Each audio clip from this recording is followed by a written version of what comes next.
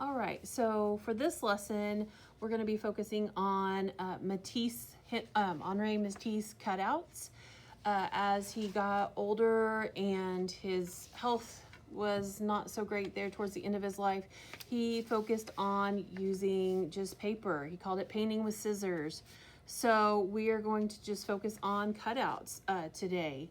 So what you're going to need for this project is a good pile of paper, decent sized paper scraps. Save the bigger pieces.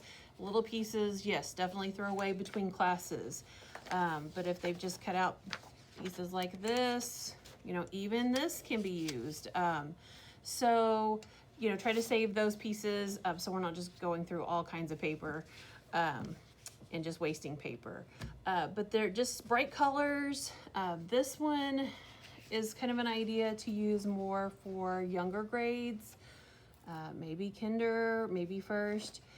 He does have one that's very similar to this. It's called the snail. You can kind of get the same thing in that, in this one here. And it really is just kind of not necessarily squares, but just kind of cut, angled shapes, not really round or using more organic shapes. This would be your more geometric shapes for younger kids. Now, as the classes get older, it's really up to you again what your classes can handle. This is going to have more organic shapes.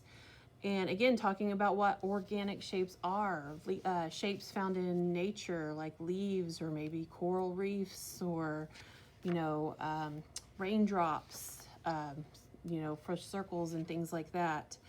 And then again, geometric shapes for the younger kids. And you can mix the two together. You can mix organic and geometric together too. So these are just my bigger ones for examples. We're going to stick to 9x12 paper for the lesson, for the assignment. And you can just have your kids start cutting out shapes.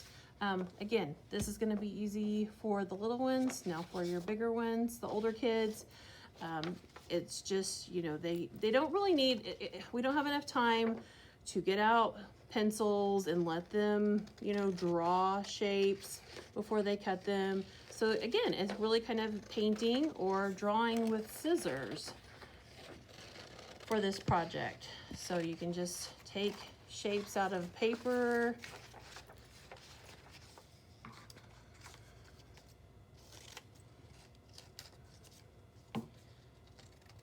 and they can cut, make like little, it almost looks like tube coral or something like that. But maybe you want leaf shapes.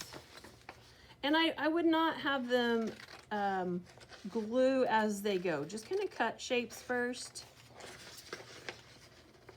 And then they can go back and start gluing. So a good idea might be we'll probably have some pre-cut pieces of paper just so they're not just using big pieces of paper for this. Have them think of what colors they want. They can cut and mix their shapes. Like I said, this one's kind of fun. That's already been cut. It could be used. They might see that and think, hey, I want to use that. Maybe it looks kind of like a wave or something like that. So, and kind of just trim it up to what they like. And I would also still just have them kind of play around with the placement on their paper before they start gluing things down. They can kind of overlay different pieces. They don't just have to be just separate.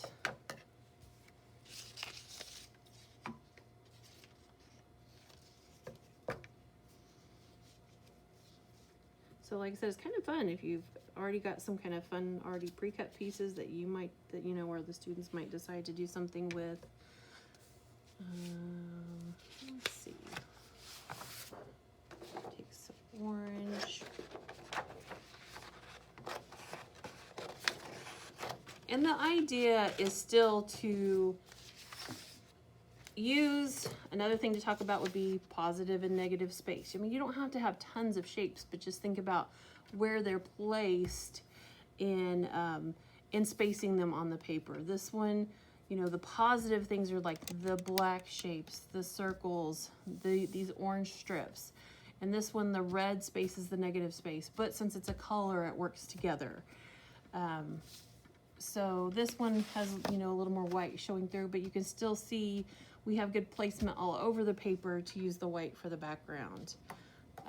So again, you know, just kind of make sure they're not just putting just 4 or 5 pieces down on the paper and calling it good.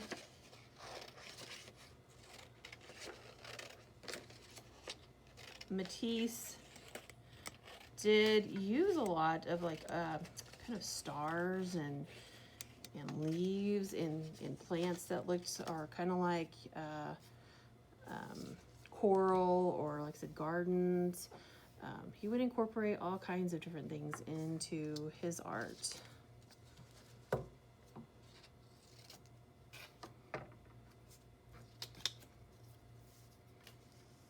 So, like I said, I'm just kind of playing around too. Where do I want my pieces to go? And I'm going to use a little bit of this. Okay, and they might decide, oh, I've got some, you know, like this bright yellowy orange paper here. I want to put some on the other side. Talk about balance of colors and shapes. And let's see, I would have probably a couple more things cut out, but you get the idea of what you're going to be doing for this project.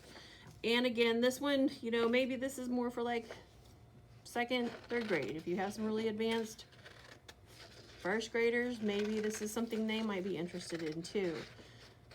And then 5th grade, 4th and 5th grade can be more advanced.